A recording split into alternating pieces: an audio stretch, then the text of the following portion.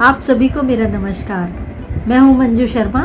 मेरे channel divine वे पर आप सभी का स्वागत है। यहाँ पर मैं आपसे कुछ ऐसे डिवाइन वेज के बारे में बात करती हूँ जिन्हें फॉलो करके आप अपने जीवन में good health, success and happiness ला सकते हैं। स्टोरी सीरीज के अंदर अभी तक जो स्टोरीज मैं आप सबको सुना रही थी वो काल्पनिक स्टोरीज थी।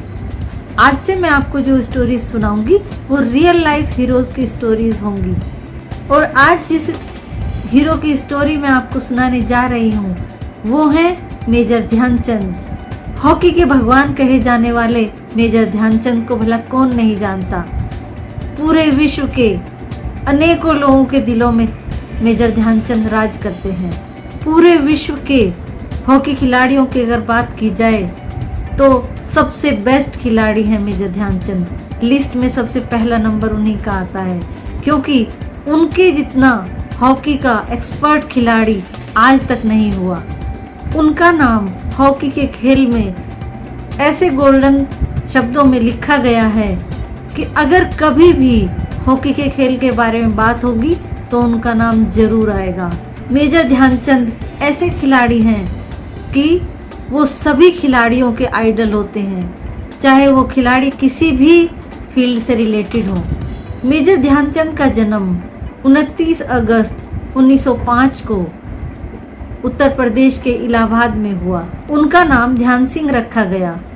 उनके पिता का नाम समेश्वर दत्त सिंह था और माता का नाम शारदा था। उनके दो भाई थे, रूप सिंह और मूल सिंह। उनके पिता समेश्वर दत्त सिंह ब्रिटिश आर्मी में सूबेदार थे। मेजर ध्यानचंद का बचपन और बच्चों की तरह ही बहुत नॉर्मल था। मेजर ध्यानचंद बचपन से ही पढ़ाई में कोई रुचि नहीं रखते और 10वीं क्लास पास करने से पहले ही उन्होंने पढ़ाई छोड़ दी, जबकि उनके पिता चाहते थे कि वो पढ़ाई करें और एक अच्छी नौकरी पाएं। पढ़ाई लिखाई छोड़ने के बाद उनके पिता ने उनकी नौकरी ब्रिटिश आर्मी में एक सिपाही की पोस्ट पर लगवा दी। आर्मी में लकीली मेजर ध्यानचंद को मेजर तिवारी का साथ मिला।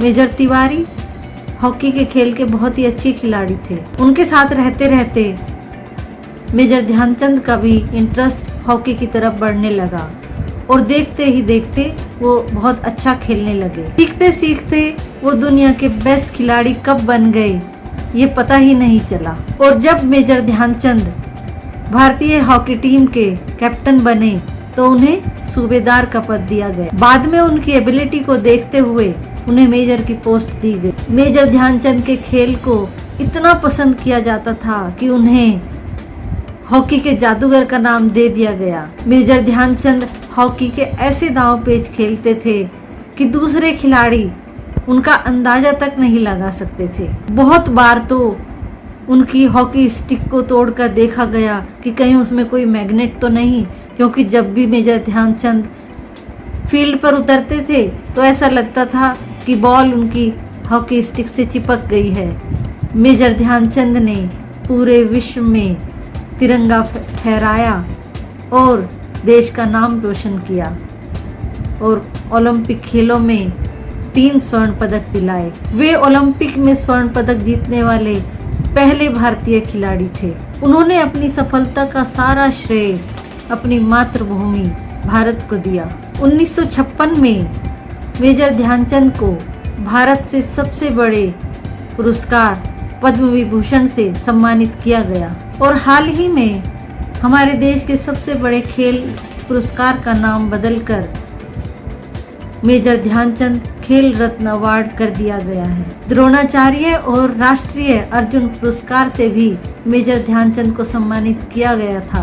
क्रिकेट की दुनिया में इतिहास रचने वाले डॉन ब्रैडमैन और हॉकी के इतिहास में अपना नाम सबसे ऊंचा करने वाले मेजर ध्यानचंद की सिर्फ एक ही बार मुलाकात हुई है और उसके बाद डॉन ब्रैडमैन मेजर ध्यानचंद के दीवाने हो गए थे।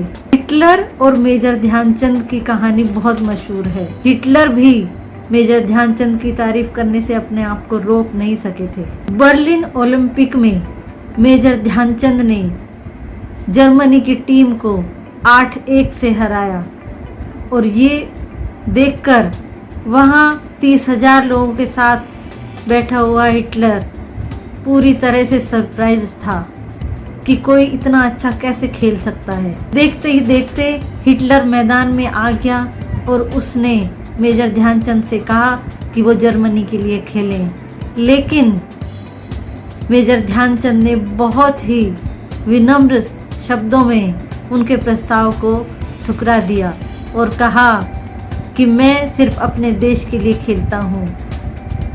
जब हिटलर ने कहा कि वो मेजर ध्यानचंद को बहुत अमीर बना देंगे अगर वो हमारे जर्मनी के लिए खेले, तो मेजर ध्यानचंद ने कहा कि भारतीय खिलाड़ी बिकने के लिए नहीं होते।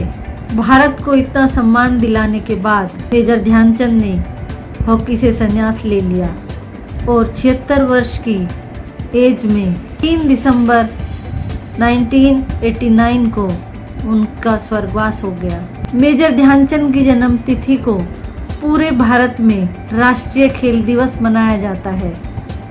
आइए हम सब भी ऐसे महान खिलाड़ी को अपनी श्रद्धांजलि दें। तो बताइए कैसी लगी आज की स्टोरी और क्या आप सीखा इस स्टोरी से आपने?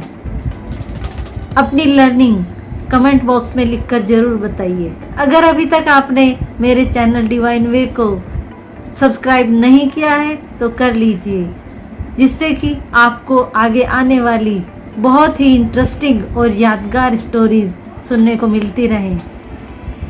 तो फिर मिलते हैं एक नई स्टोरी के साथ। तब तक के लिए धन्यवाद।